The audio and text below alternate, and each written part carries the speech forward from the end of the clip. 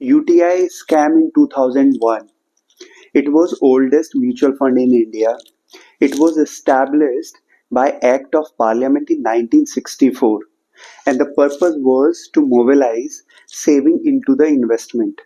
Everything was perfect. In fact, the motto was perfect, and people started putting their money.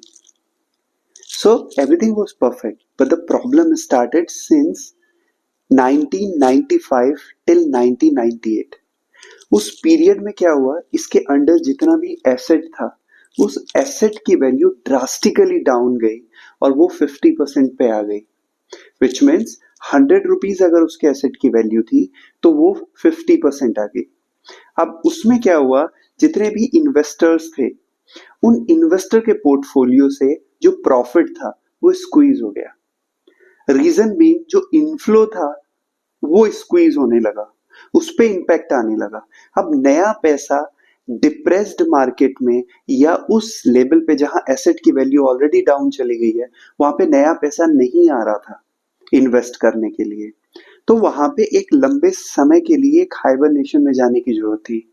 But real reason being लोगों ने redeem करना start कर दिया क्योंकि उनके लिए इन्वेस्टिंग एक बोरिंग बन गया था, क्योंकि उनका जो प्रॉफिट था वो लॉसेस में कन्वर्ट होता जा रहा था, लोग पैनिक में आने लगे। इसीलिए जो भी मास प्रोडक्ट होता है उसमें जब पैनिक होता है ना वो बहुत भयंकर होता है, क्योंकि लोग उतने एजुकेटेड नहीं थे चीजों के लिए, उनको एजुकेटेड नहीं किया गया, उनको सिर्फ एक ड्रीम दिखा के, एक सपना दिखा के उनकी सेविंग को इन्वेस्टमेंट में कन्वर्ट किया गया। बट द प्रॉब्लम इज जैसे ही इन मास प्रोडक्ट में ये पैनिक स्टार्ट होता है, लोग फर्दर रिडीम की रिक्वेस्ट आती है, रिडीम होता है तो फिर प्राइसेस डाउन जाते हैं, फिर और रिडीम आता है, इनफ्लो ऑलरेडी वो स्क्वीज हो चुका होता है, तो ये एक पूरा बबल बन जाता है। बाद में उस पे एसआईटी बनती है, उसकी पूरी जांच होती है, तब निकल के आता है कि मिसमैनेजमेंट था, लॉसेस को हाइड किया गया था।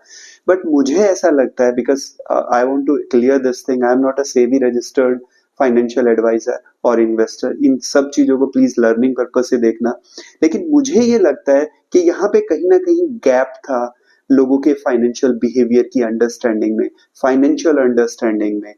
इसीलिए मैं हमेशा कहता हूं कि जब भी आपको कोई mass product which means mutual fund sell करने आए तो आप उससे डिस्क्लेमर के ऊपर बात करो, रिस्क के ऊपर बात करो और उससे पूछो कि ये लोग भी तो इस तरीके का प्रॉब्लम हो सकता है ना, क्योंकि being a professional that doesn't mean कि उनसे कोई गलती नहीं होगी। I hope you got my point. Thank you very much.